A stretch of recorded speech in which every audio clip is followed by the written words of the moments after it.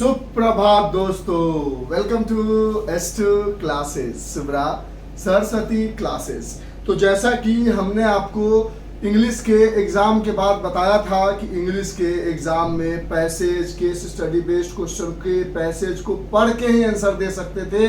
फिर केमिस्ट्री का एग्जाम हुआ तो हमने आपको बताया कि पैसेज पढ़ने की बिल्कुल ज़रूरत नहीं है, डायरेक्ट आंसर दे सकते हो आप। और ऐसा ही हुआ, SN1 SN2 का पैसेज पढ़ने की ज़रूरत नहीं थी और आपने डायरेक्टली आंसर बनाकर बोर्ड में आ गए। लेकिन अब फिर फिजिक्स का एग्जाम आने वाला है 6th को, तो फिर से हम इस बात को रिपीट करना चाहेंगे कि अब आपको फिजिक्स में पैसेज पढ़ने की ज़रूरत है। ऐसा नहीं कि हर जगह हर लॉजिक चलेगा। यानी इंग्लिश के एग्जाम में पैसेज पढ़ने की जरूरत थी, केमिस्ट्री में पैसेज पढ़ने की जरूरत नहीं थी और फिजिक्स में भी अब पैसेज पढ़ने की जरूरत है, क्योंकि बिना पैसेज पढ़े हुए हमने देखा है आप क्वेश्चन का आंसर नहीं दे सकते। यानी केस स्टडी बेस्ड क्वेश्चन आता है तो आपको पैसेज पढ़ना पड़ेगा फिजिक्स के लिए। जैसे हमारे पास पहला क्वेश्चन है केस स्टडी बेस्ड का, for an RLC circuit driven with voltage amplitude Vn। एक वोल्टेज का एम्पलीट्यूड है Vm एंड फ्रीक्वेंसी है ओमेगा। तो we have found the current amplitude is given by, हमें मिल गया current equals to Vm upon Z. Z जो होता है उसको हम इम्पीडेंस कहते हैं और वो आ गया कुछ ऐसा R square plus XC minus XL का होल स्क्वायर। कहता है जहां पर XC बराबर 1 अपॉन ओमेगा C है, XL बराबर ओमेगा L है and the impedance is minimum. Impedance minimum हो जाता है जब हम रेजोनेंट फ्रीक्वेंसी पे आते हैं। यानी रेजोनेंट फ्रीक्वेंसी में XL और XC आपस में बराबर हो जाता है, तो ये दोनों बराबर हो जाएगा तो दोनों को काट देंगे। यानी अगर ये भी 2 है तो ये भी 2 है, कट के 0 हो जाएगा और 0 का स्क्वायर 0 रह जाएगा, बचेगा सिर्फ R स्क्वायर और Z बराबर R हो जाएगा। यानी जब इम्पीडेंस की बात करेंगे तो RLC सर्किट में इंपीडेंस कुछ ऐसा होगा, लेकिन अगर उसी RLC सर्किट में फ्रीक्वेंसी कुछ ऐसी पोजीशन पे पहुंच जाए जिस समय फ्रीक्वेंसी रेजोनेंट फ्रीक्वेंसी बन जाए तो जो इंपीडेंस होगा वो रेजिस्टेंस के बराबर हो जाएगा। यानी यहां से एक बात आप सीख सकते हो कि रेजोनेंस में यानी एट रेजोनेटिंग फ्रीक्वेंसी, ये एक ऐसी फ्रीक्वेंसी है जिस फ्रीक्वेंसी पर XC बराबर XL हो जाता है एंड Z इंपीडेंस बराबर रेसिस्टेंस हो जाता है। यानी ये सर्किट जो है इंडक्टर और कैपेसिटर के रहने के बावजूद भी प्योर रेसिस्टिव सर्किट बन जाता है। ठीक है सर, ये बात तो हम समझ गए। उसके बाद कहता है at resonant frequency the amplitude of current is Im equals to Vm upon Z था और Vm अपॉन जेड की जगह क्या आ गया, ये 0 हो गया तो R बच गया। तो एक figure shows that the variation of RLC circuit, जहां पर इंपीडेंस की इंडक्टेंस की वैल्यू L की वैल्यू दी गई है, कैपेसिटेंस की वैल्यू दी गई है, कहता है 2R की वैल्यू दी गई है।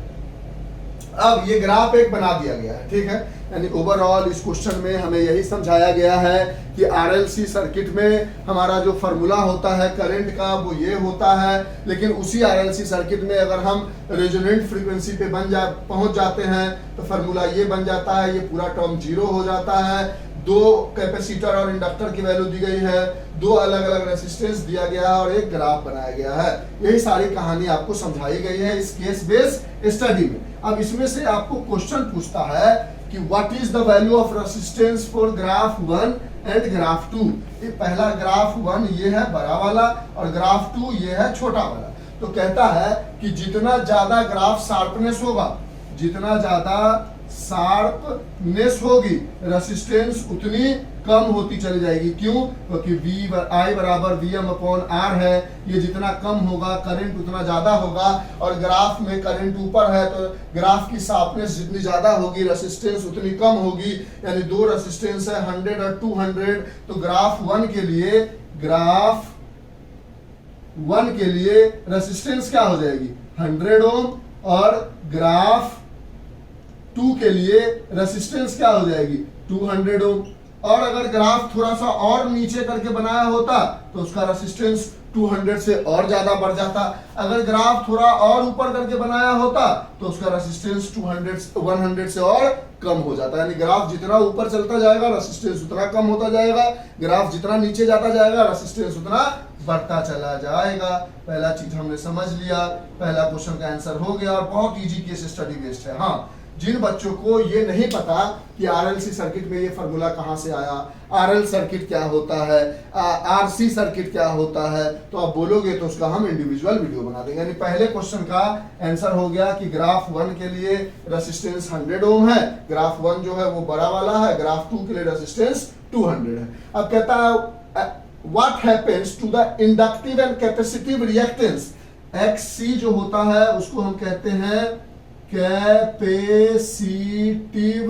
रिएक्टेंस, और XL जो होता है उसको हम कहते हैं इंडक्टिव रिएक्टेंस। तो कहता है कि रेजोनेंस के टाइम में बताओ what happened to the capacitive and inductive reactance. तो आप बोलोगे इसका आंसर हो जाएगा कि एट रेजोनेंस XL बराबर XC। और क्योंकि ये बात आपको पैराग्राफ में भी समझा दिया गया है, this frequency is called resonant frequency where XC बराबर XL। तो what happened to the inductive and capacitive reactance as resonance, तो XL बराबर XC। Answer complete. यानी पहले वाले का आंसर लिख दोगे, ग्राफ 1 का रेजिस्टेंस छोटा वाला जो भी दिया गया उसमें से छोटा वाला 200 और 100 दिया गया, तो पहले वाले के लिए 100, दूसरे वाले के लिए 200। दूसरे का आंसर लिख दोगे what happened to the inductive and capacitive reactance, तो XL बराबर XC। Can we have resonance in RL and RC circuit, तो तीसरे का आंसर लिखोगे नो, रेजोनेंस जो है सिर्फ LC सर्किट में होता है। यानी लिख दोगे कि no,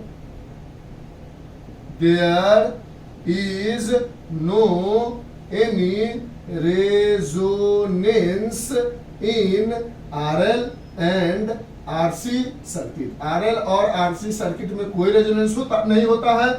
only there is resonance in LC circuit, सिर्फ LC सर्किट में रेजोनेंस होता है, RL और RC सर्किट में नहीं होता है। तो तीनों क्वेश्चन का आंसर कंप्लीट हो गया। पहले वाले के लिए लिख दोगे ग्राफ 1 के लिए 200, ग्राफ 2 के लिए, ग्राफ 1 के लिए 100, ग्राफ 2 के लिए 200। जितना नीचे जाएगा रेसिस्टेंस बढ़ेगा, जितना ऊपर जाएगा रेसिस्टेंस घटता चला जाएगा। दूसरे के लिए XL बराबर XC, और तीसरे के लिए नहीं, RL और RC सर्किट में रेजोनेंस नहीं होता, सिर्फ LC सर्किट में रेजोनेंस होता है। तीनों आंसर कंप्लीट हो गया। इसमें एक और पार्ट करके आपके पास दिया हुआ है, और पार्ट करके हमारे पास ये दिया हुआ है कि what is the phase difference between current end voltage at resonance. यहाँ पर और पार्ट करके दिया हुआ है what is the phase difference between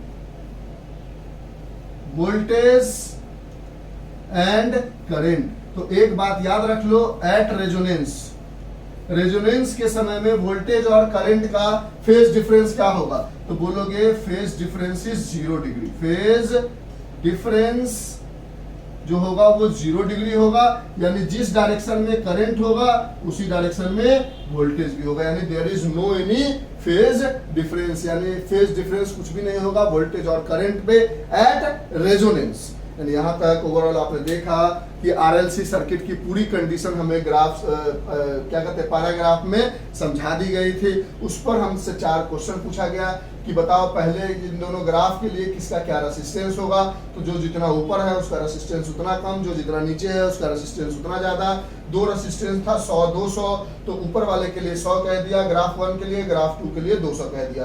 दूसरे में पूछ रहा था कि रेजोनेंट पर जब रेजोनेंस की कहानी होगी उस समय जो कैपेसिटिव रिएक्टेंस होगा और इंडक्टिव रिएक्टेंस होगा वो किस कंडीशन को फॉलो करेगा, तो दोनों आपस में इक्वल होंगे, जो ऑलरेडी बता भी दिया गया था। कहता है क्या RL और RC सर्किट में रेजोनेंस होगा, तो आप बोलोगे नहीं, सिर्फ LC सर्किट में रेजोनेंस होगा। फिर पूछा गया था कि क्या रेजोनेंस के समय में RLC सर्किट में करंट और वोल्टेज के बीच में कोई फेज डिफरेंस होगा, तो आप बोलोगे नहीं, कोई फेज डिफरेंस नहीं होगा। अब ये case study based question complete, सारा डाटा आपके पास गिवन था, थोड़ा दिमाग लगाते तो क्वेश्चन बन जाता। अगर हाँ इसी टॉपिक में अगर आपको RL सर्किट क्या होता है, RC सर्किट क्या होता है, RLC सर्किट का ये फार्मूला कहाँ से आया, इन सब बातों का अगर नॉलेज नहीं है तो आप एक कमेंट करोगे, हम आपको RL सर्किट, RC सर्किट और RLC सर्किट की पूरी स्टोरी करके एक वीडियो हो या 2 वीडियो हो करके समझा देंगे। तो ये केस स्टडी बेस्ड कंप्लीट हो गया। समझ में आया तो एक अच्छा सा कमेंट, अगर कंफ्यूजन तब भी एक कमेंट, ताकि हमें पता चल सके ना कि द वे ऑफ डिक्टेटिंग जो है मेरा वो अभी आपके लिए ठीक नहीं है, थोड़ा और सुधार करने की जरूरत है। और अगर RL, RC और आरएलसी सर्किट चाहिए तो बताना। एलसी सर्किट का जो रेजोनेंस है वो डिलीटेड है, तो वो पढ़ने की जरूरत नहीं है, सिर्फ ये बता देना है कि ऑसिलेशन सिर्फ और सिर्फ एलसी सर्किट में होता है। कैसे होता है रेजोनेंस ये बताने की जरूरत नहीं है, वो डिलीटेड है, ठीक है। तो आप हमें जो भी कहोगे उसके अकॉर्डिंग हम आगे बढ़ते चलेंगे। अगर आपका कोई कमेंट नहीं आया तो हम समझ लेंगे कि आपको आरएल आरसी सर्किट और आरएलसी सर्किट की नॉलेज है, तो हम आपको आगे नेक्स्ट क्वेश्चन बताते चलेंगे। जैसे ही कमेंट मिलेगा आरएल आरसी सर्किट को भी डिक्टेट कर देंगे और आरएलसी सर्किट का ये फॉर्मूला कैसे आया ये भी बता देंगे। Bye, thank you sir. कितना टाइम लगा? 10 मिनट। Thank you.